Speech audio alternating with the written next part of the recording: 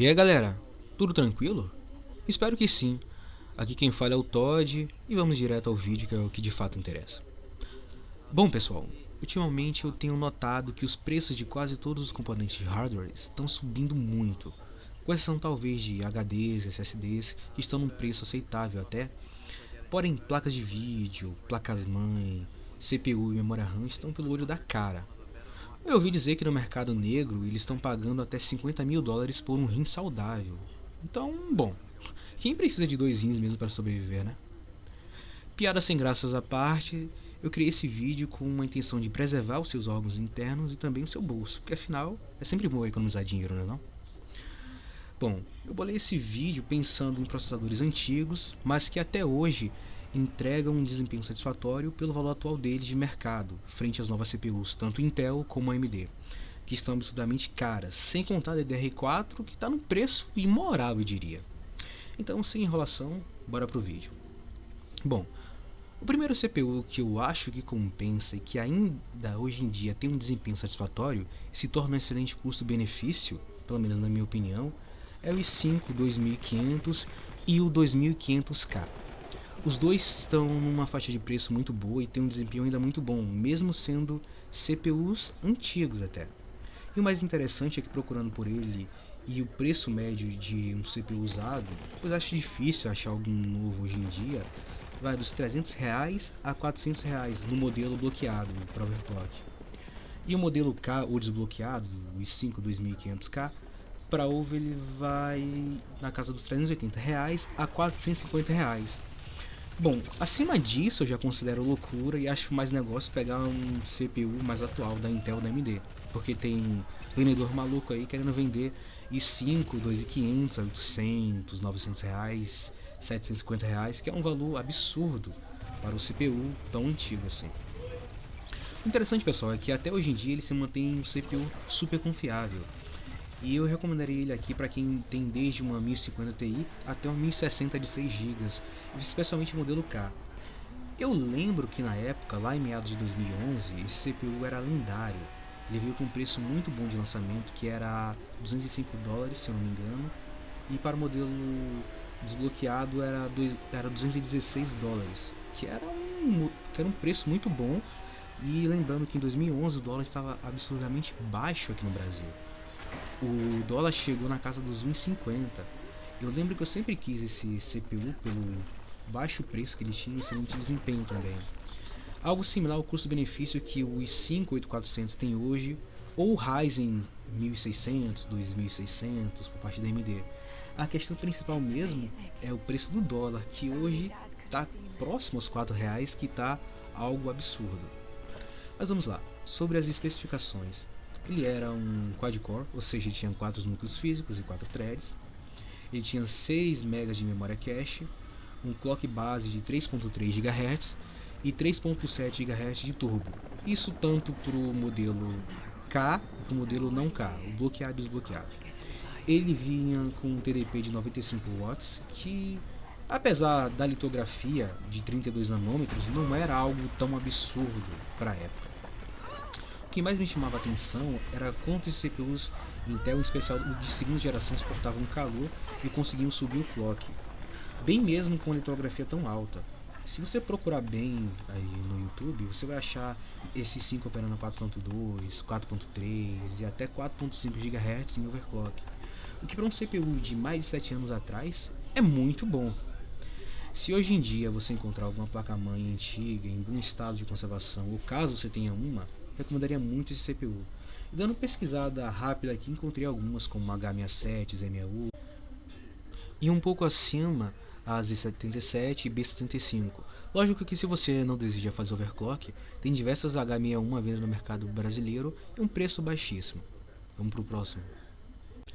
Bom pessoal, seguindo o vídeo, o próximo CPU é o lendário, diria até que icônico, i7 2600 e 2600K, em especial esse último CPU. Esse CPU era o sonho de consumo de muitos PC gamers da época, entre 2011 e 2012. Tanto pelo excelente custo-benefício que, mesmo sendo um CPU topo de linha, isso mesmo, topo de linha, ele era muito vendido na época.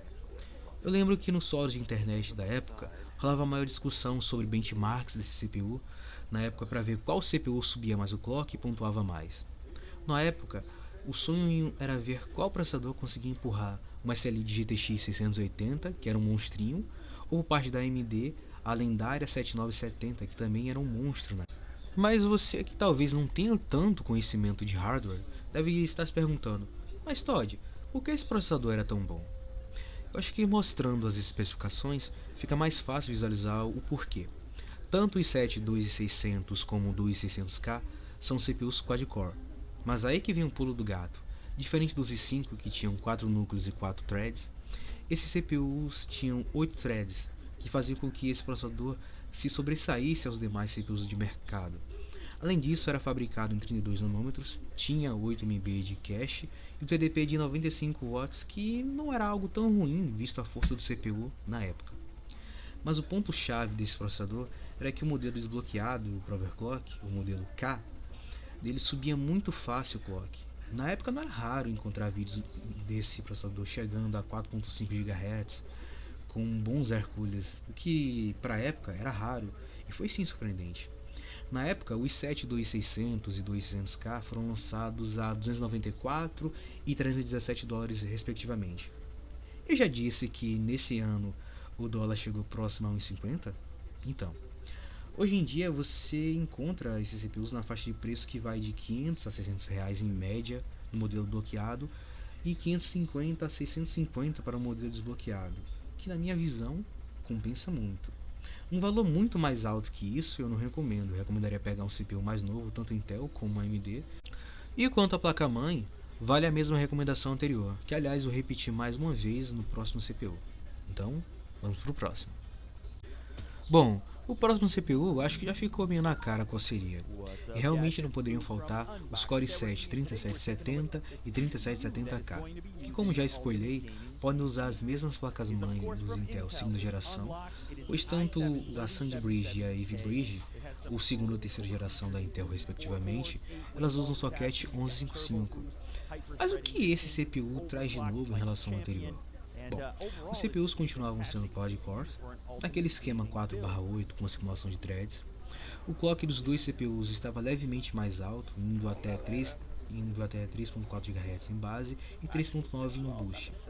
Mas a principal mudança, sem dúvidas, foi a redução da litografia para 22 nanômetros e um TDP de 77 watts, que para a época era excelente. Um dado interessante foi que com essa redução de litografia, o processador 3770 e 3770K em estoque ele era ligeiramente mais frio que os i7 da segunda geração, mas quando overclockado ele superaquecia mais do que a segunda geração. Isso eu não sei muito bem dizer o porquê. Tanto esse CPU como o 2600 são aquele tipo de CPU que eu recomendaria até hoje, mesmo sendo antigo, de olhos fechados até, pois eles levam sem problemas até uma 1070, ao menos na maioria dos jogos, ou jogos mais otimizados em Full HD. Acima da 1070 eu recomendaria jogar na resolução mais alta que Full HD e pegar um modelo destravado para poder fazer overclock para o CPU não passar sufoco com uma GPU muito potente.